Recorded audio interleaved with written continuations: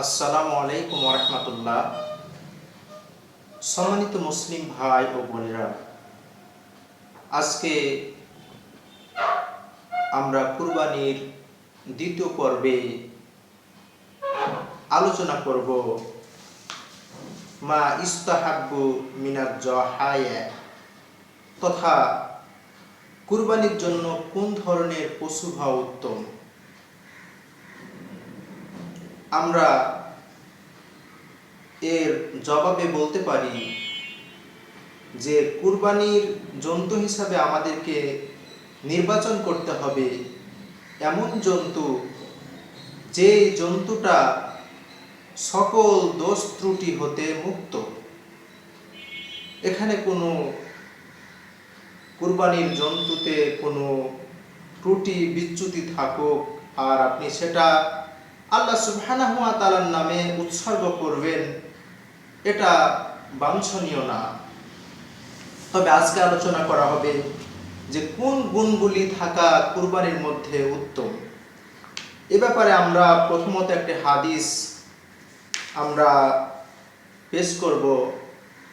সেই হাদিসটি ইমাম বুখারী রাহিমাহুল্লাহ সহ সকল মুহাদ্দিস তিনাদের গ্রন্থে এই হাদিসটি স্থান দিয়েছেন। সহিহুল বুখারীর হাদিস নাম্বার হচ্ছে 5565 নম্বর হাদিস। রাবি হচ্ছেন আনাস ইবনে মালিক রাদিয়াল্লাহু তাআলা আনহু। তিনি বলেন যে আন্নান নাবিয়্যা সাল্লাল্লাহু আলাইহি ওয়াসাল্লাম কানা ইউজাহি বিকাবসাইনে, আল্লাহর নবী সাল্লাল্লাহু আলাইহি ওয়াসাল্লাম তিনার জীবদ্দশাতে অনেকগুলি কুরবানি করেছিলেন।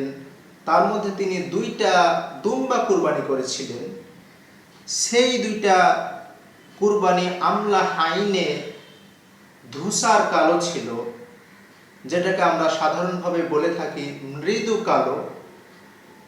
গ্রাম অঞ্চলে বলে থাকে যে চাকরা পাকড়া, সাদা কালোর একটা মিশ্রণ ছিল।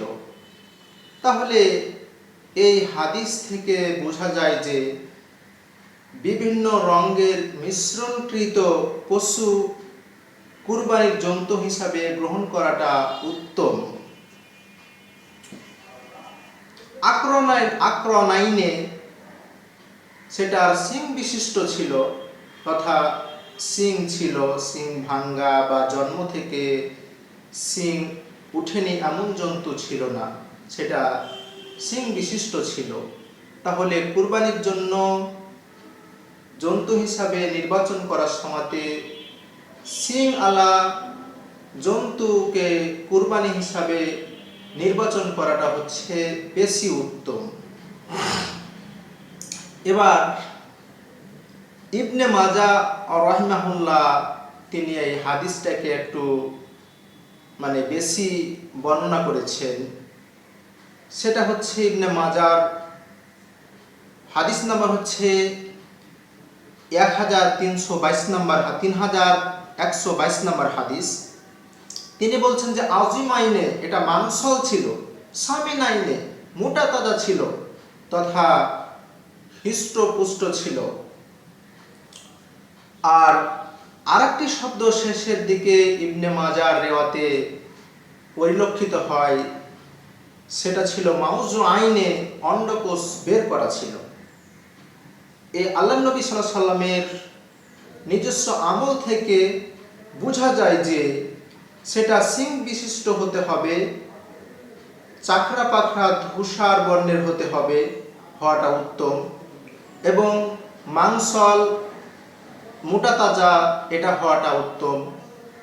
এবং অন্ডকোষ বের করা এমন প্রাণী, বিশেষ করে খাসি এবং ছাগল এবং দুম্বার ক্ষেত্রে অন্ডকোষ বের করাটা বেশি উত্তম।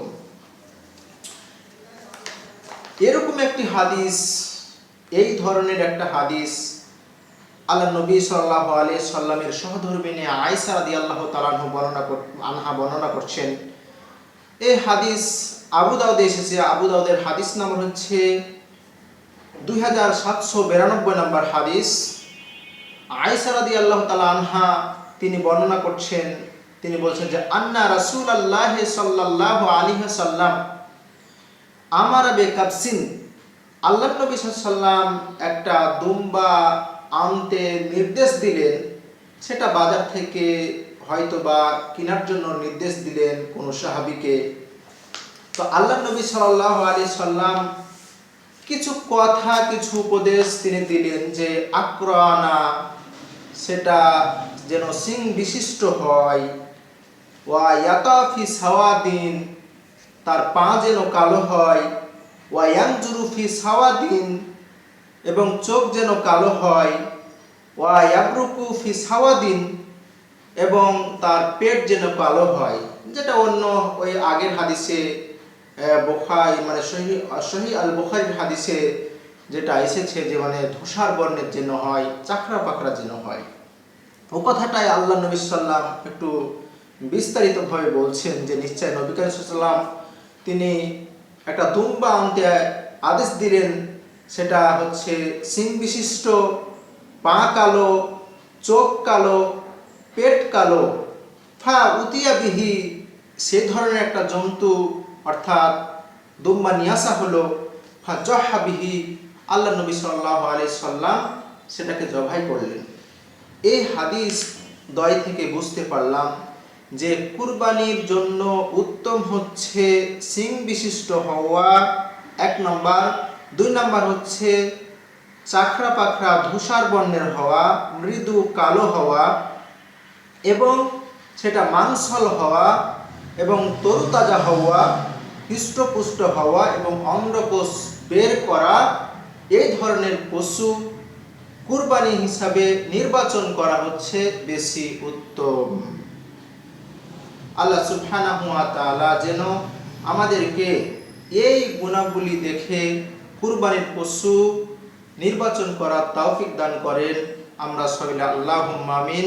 আল্লাহ সুবহানাহু ওয়া তাআলা যেন আমাদের এই কুরবানিকে পরকালের পাথেয় হিসাবে কবুল করেন। আমরা সবাই আল্লাহুম্মা আমিন।